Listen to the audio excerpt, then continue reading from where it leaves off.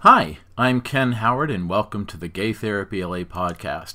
Today, I want to talk about gay men and food, a dynamic relationship at any age. As of the time of this episode, it's the holiday season of 2021, and what marks the holiday season more than seasonal foods, right? Everyone, gay men included, tend to go off their diets and indulge in holiday treats like cookies and candies and baked goods and winter comfort foods just like Mom used to make, or maybe even still does. And while those goodies might vary by national or regional culture, it's a worldwide tradition to celebrate in special culinary ways that probably aren't the most nutritious. And this got me thinking as I indulged in various things that under normal, non-holiday season times I wouldn't be eating, or at least as much. And I asked myself, what is my relationship to food? I work with my gay male clients in therapy and coaching often about this because food and weight management and the aesthetics of the male physique as symbols of our personal worth and social cachet are frequent presenting issues from my gay male clients of all ages and all ethnicities. And my own relationship with food is informed, let's say, by a demanding, modern, urban gay male culture that tends to put a high value, for better or for worse, on the male physique first, but also a certain healthier than thou competition of who can eat clean, dude. So healthy eating for me is informed by my own history of living with HIV for 31 years in 2021, and at various times battling the HIV wasting syndrome, which is involuntary weight loss due to HIV from the virus itself or the meds that are used to treat it, particularly in the past. I've also had much experience with the lipoatrophy and lipodystrophy syndromes, which are respectively the involuntary loss of fat, such as in the face and cheeks and arms and legs, or the bizarre accumulation of fat in the belly or behind the neck and shoulders. Now, lipoatrophy and lipodystrophy aren't as common now because meds have improved and the meds don't carry those side effects as much, but about 20 or 25 years ago, that would have been a much more frequent and troublesome thing in the treatment of people living with HIV. But, I remember the days when I was younger at the gym and guys asking me, yo, dude, how'd you get those six-pack abs? And while I appreciated the compliment, it wasn't as much due to my ab workout, although I was fairly diligent with that. It was more about lipoatrophy exposing the abdominal muscles subcutaneously under the skin, more than merely crunches or gymnastics would achieve by themselves. So, like the saying about the Lord, HIV giveth and HIV taketh away.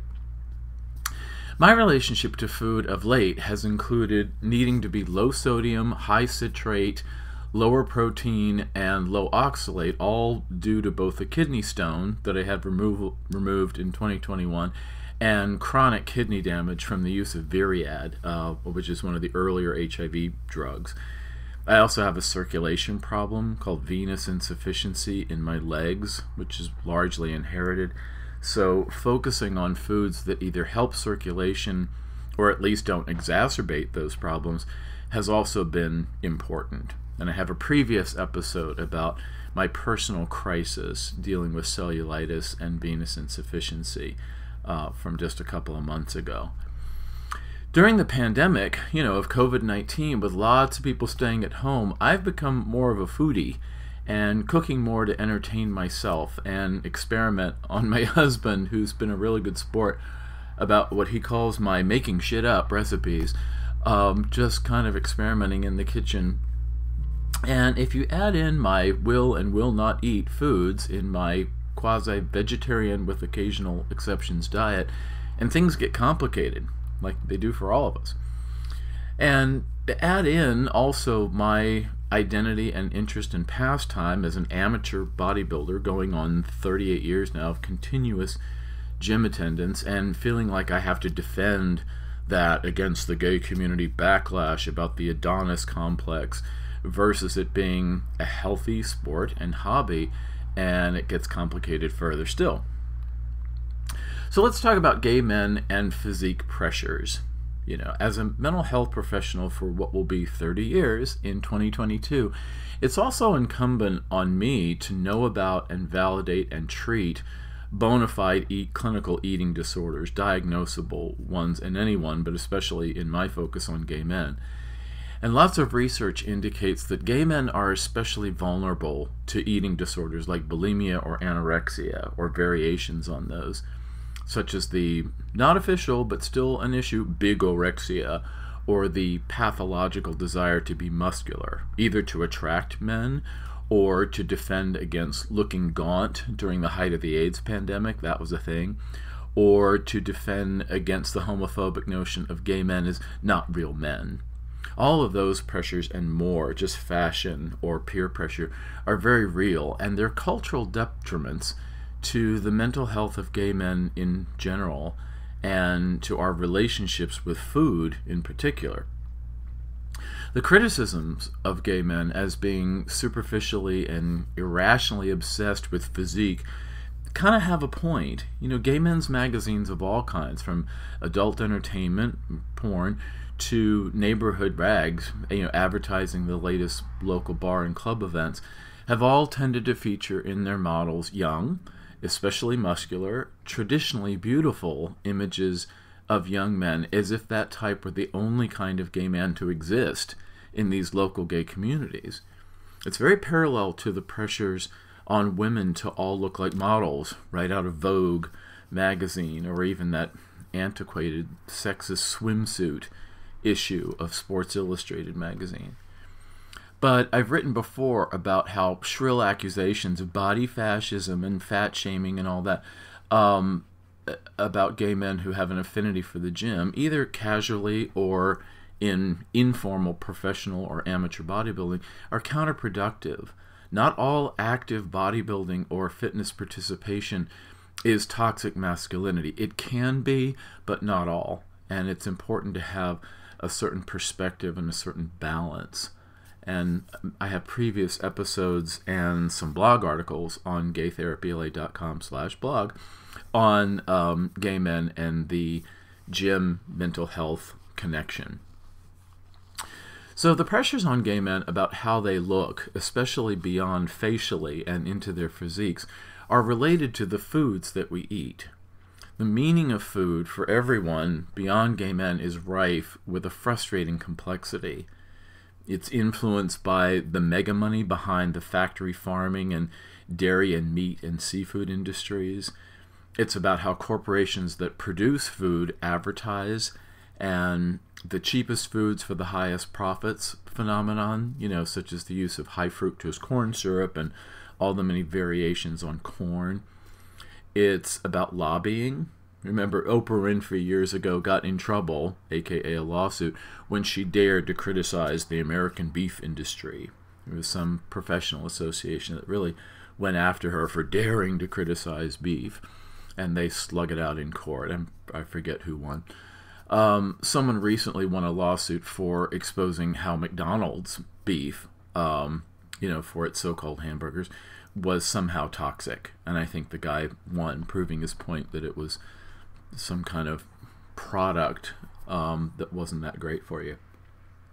I need to check the details on that, but I heard it was a recent lawsuit victory. So food is always imbued with cultural meanings, right? It's used as a reward for children, especially sugary foods. Oh, you get a cookie, you get a candy, whatever. Food is behind many personal emotional dynamics, such as reward versus deprivation.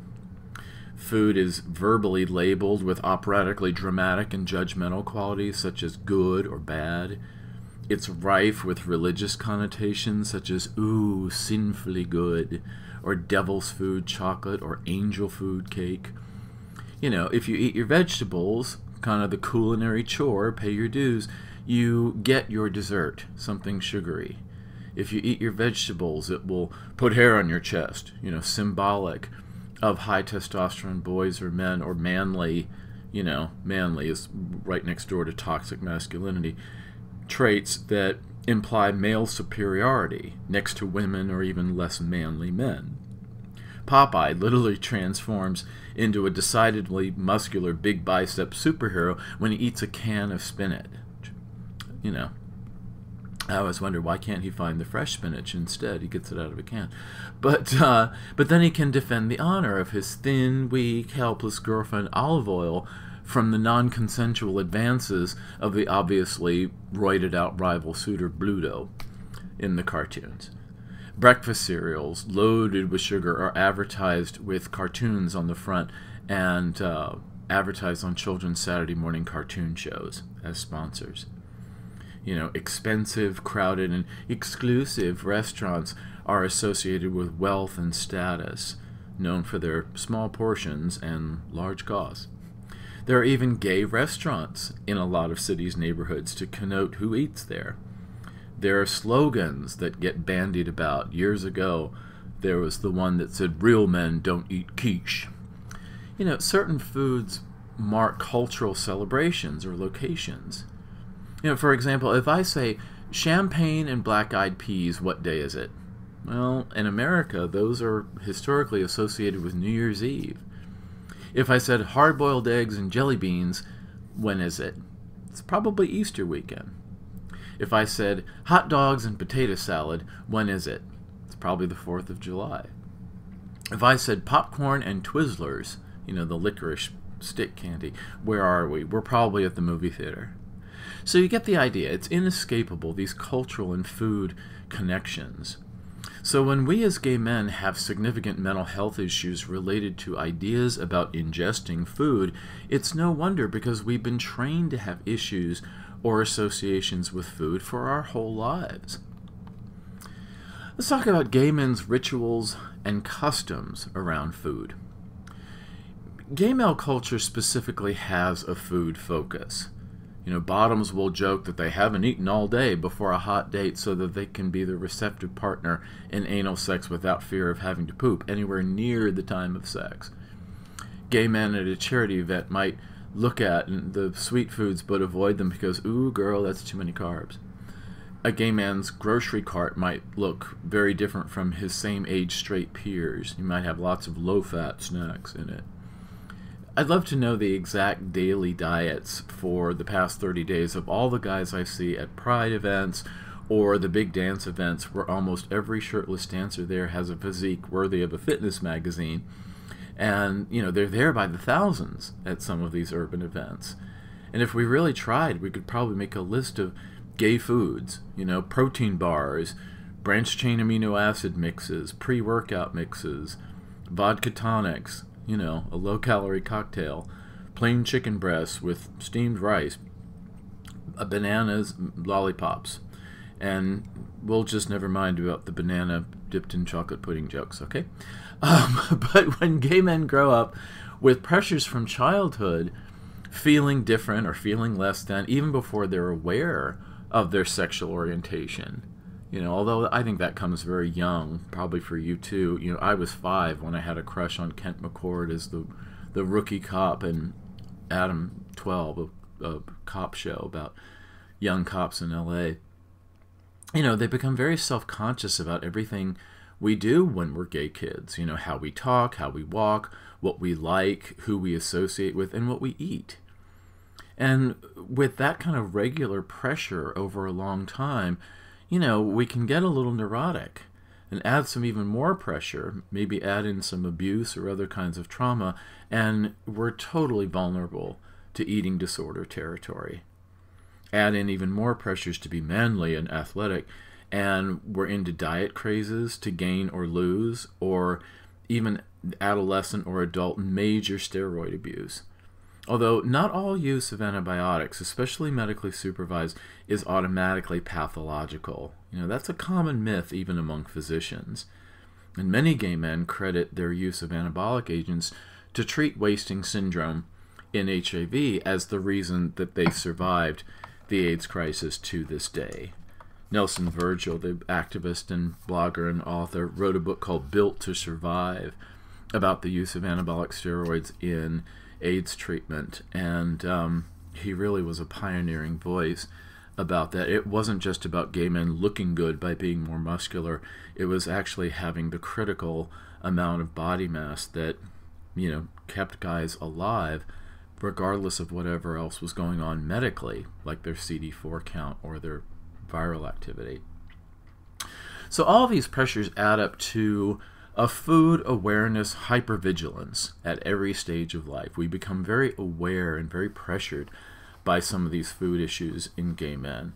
And maybe there are different pressures or factors at different phases of a gay man's life.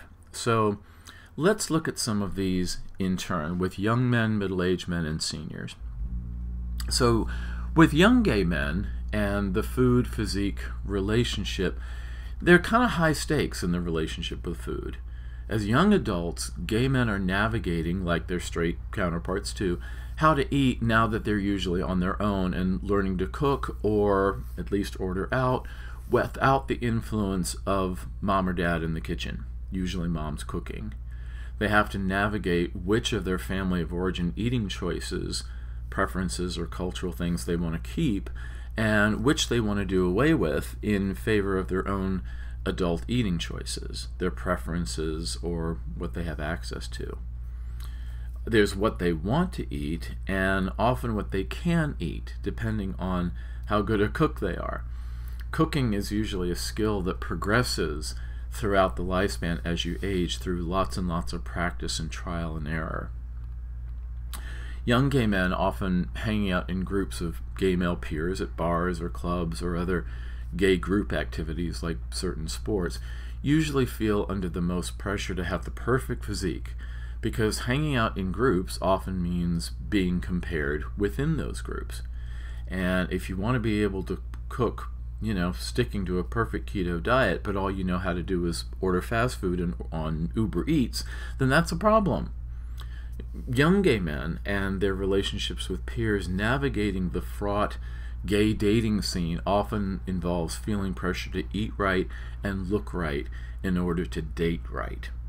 Now, all of that sounds like more social pressure than it needs to be, but most gay men feel these pressures and have to develop some kind of response to them. You either have to capitulate to those community rules and pressures, or you negotiate some way within them, or you ignore them and you dance to the beat of your own drum. Middle-aged gay men often notice a changing relationship to food because it's at this age for most people of any gender or any sexual orientation that the natural body's metabolism slows, making all of us realize that we can't usually eat the way we always used to, because eating the same amounts of food will make us gain weight in ways that we just didn't in the past when we were younger and our metabolism was faster. Middle-aged gay men also have the dilemma of whether to try to battle the bulge or even to try to defy, middle-age spread, or give in to it and find a new middle-aged peace of mind of self-acceptance that youth is fleeting, and not even try to bother hanging on to the youth for dear life that is slipping through our fingers seemingly with every passing day.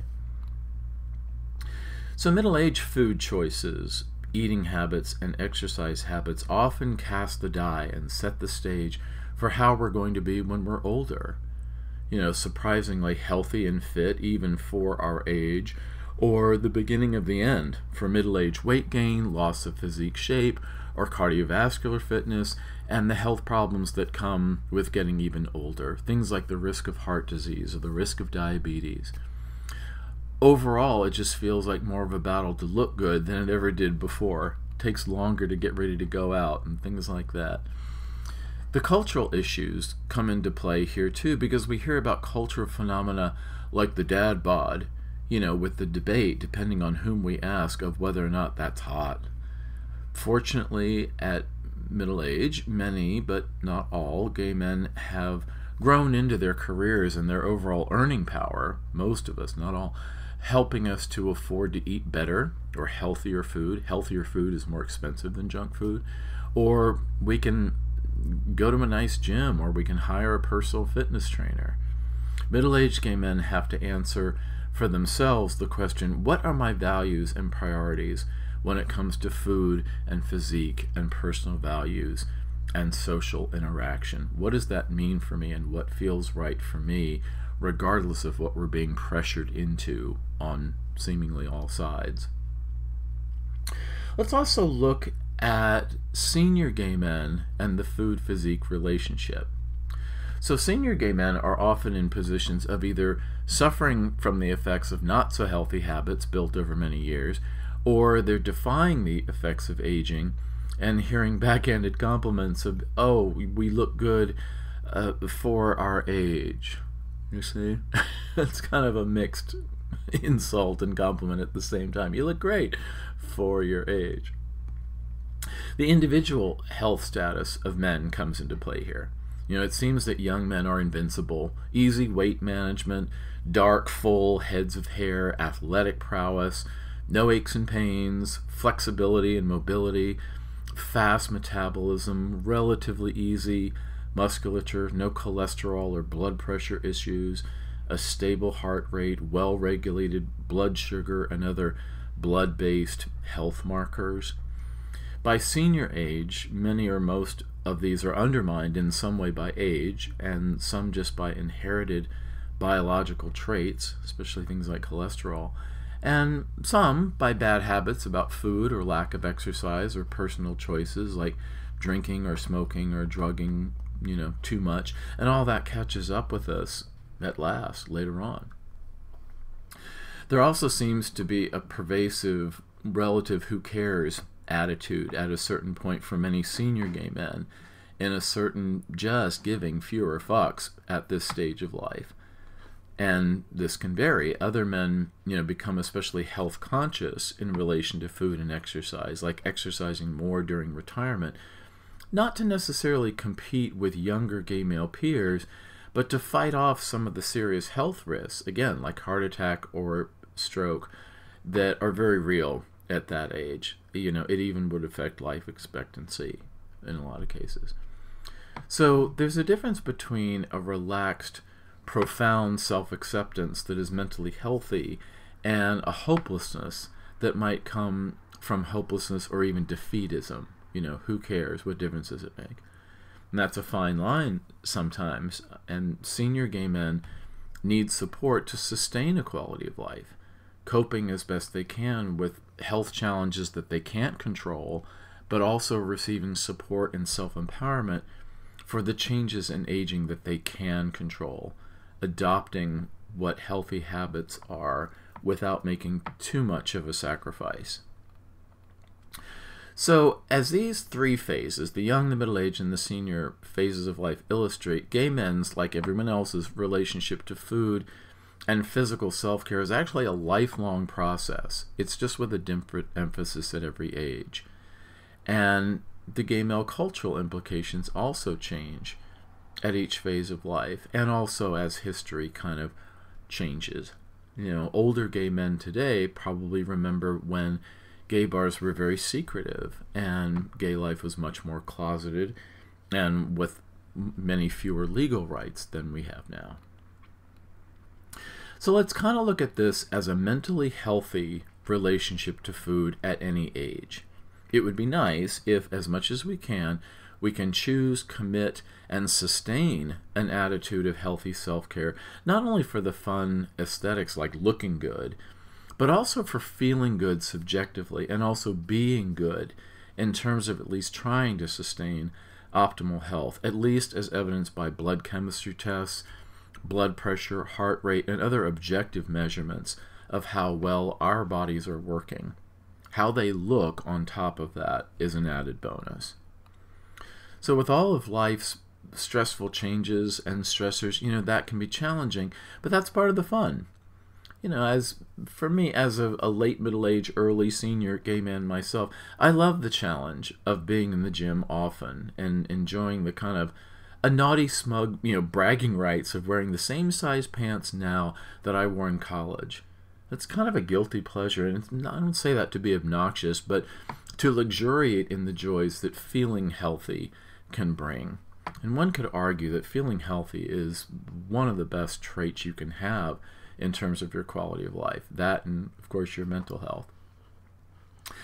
Let's talk for a second about special diets and values in cultures. So in addition to these phase of life issues we've talked about related to gay men, there are cultural issues, pressures or advantages or just things that we want to observe because they're important to us. So there's special circumstances like following a special kind of diet or even lifestyle. I hate that word because of how these bigot homophobes reduce the entire gay experience to the homosexual lifestyle that they don't agree with. And I kind of say fuck you to that because I'm older and I give fewer fucks. See, like I said before. But if we use a more positive connotation of the word lifestyle, for gay men, that might include being Orthodox Jewish and keeping kosher. And there's lots of, instructions that come from rabbinical direction on how to keep kosher, and which has its own set of rules about food sources and preparation and serving. Certainly being vegetarian or vegan, and that could be for either nutritional or ethical, about preventing the abuse of animals, for health reasons or for other kinds of reasons. Older men are often encouraged by their physicians to adopt the Mediterranean or heart-healthy diet to reduce heart attack and stroke risk, and that's a major consideration because heart disease is the #1 killer, I think, in the world, certainly in the United States. Bodybuilders certainly have a food lifestyle that can be arduous, such as a weekly meal prep for, many, up to 6 meals a day, and what they call hitting their macros of protein, fat, and carbs, in addition to periods of bulking with a calorie surplus versus cutting for the calorie deficit to achieve an ideal physique that would be in competitive shape in the sport. And that can include very precise measurements, weighing your food, and selecting certain combinations of food to achieve the aesthetics of what you're trying to do with your body.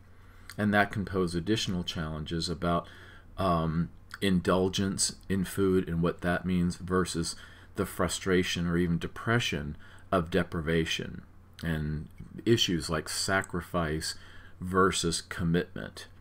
And there's a healthy challenge to this, like any sport, and then there can be a downside that's very detrimental or even depressing to your mental health.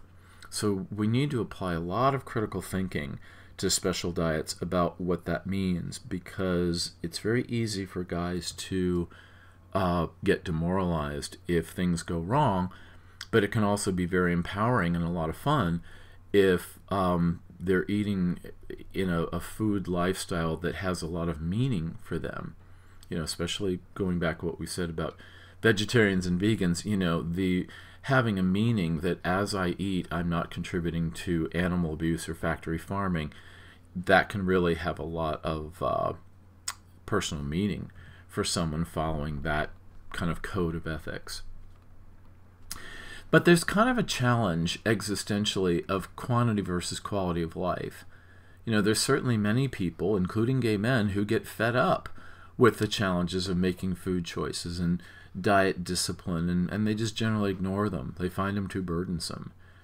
And, this can have a certain liberation to it. I eat what I want. I don't care. But it can also make them vulnerable to not looking, feeling, or being good on a health markers level.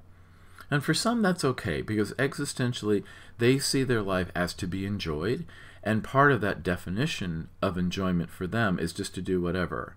And this can and does result in sometimes a shorter or less healthy life, but not always. And that's the tricky thing. Not all people who are technically medically heavy are automatically unhealthy. That's important to remember. It can increase risk, but it doesn't mean that if you're heavy, you are automatically unhealthy. And that's something that gets debated.